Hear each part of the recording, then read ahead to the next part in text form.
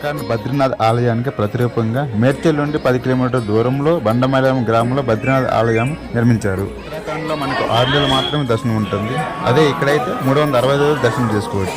ఇక్కడ ఉన్న అఖండ జ్యోతిని ఉత్తరాఖండ్ ని తీసుకొచ్చారు.